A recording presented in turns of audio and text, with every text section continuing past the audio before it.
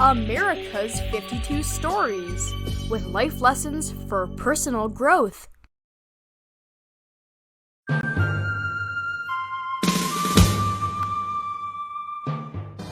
He was a leader who accomplished so much in so little time, yet there was so little written about him.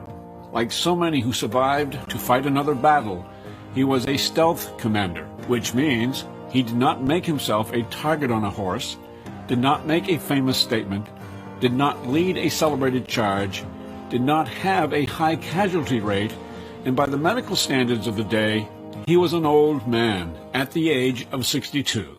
Mature enough to avoid the seductions of glory, he met none of the standard requirements for special recognition or fame.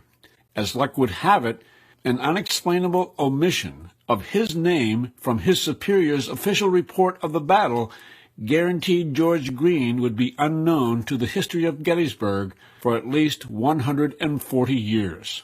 On July 2nd, Greene calmly instructed his men on how to prepare for a headlong attack. He had them cut down trees and build walls for defense, even though no enemy was in sight.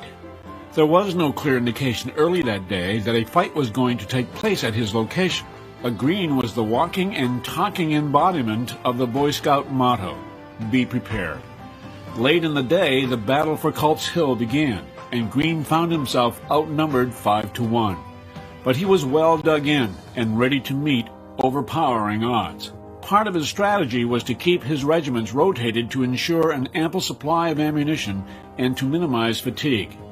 After the battle, he remarked, "The value of this defense was shown in our subsequent operations by our small loss compared with that of a vastly superior force." He succeeded in keeping his cool, keeping the hill, and keeping a low profile.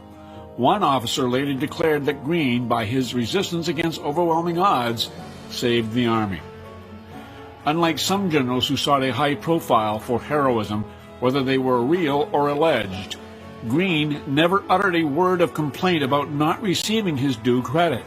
What mattered was that he did his duty, finished his job, and had the satisfaction of giving credit not to himself, but to his men.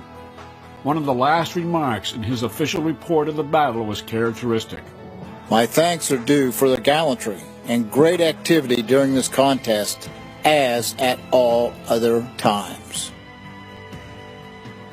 Greene has the post-war distinction of being Gettysburg's only officer to be buried in his home state of Rhode Island under a 2-ton rock from Culp's Hill.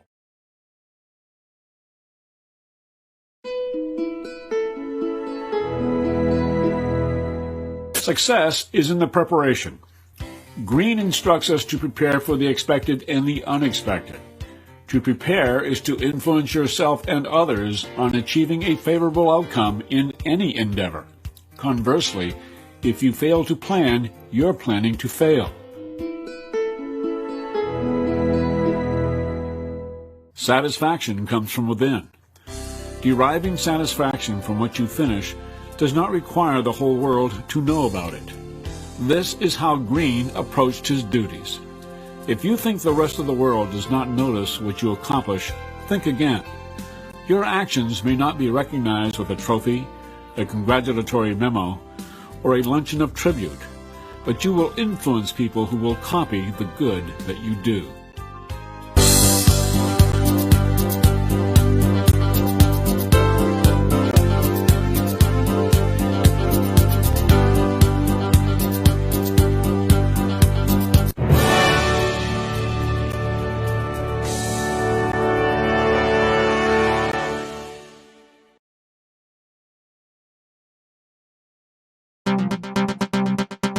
Right now, every student has the right to be thinking, what do I do with this information? Let's start by asking these questions, and you can provide your own answer.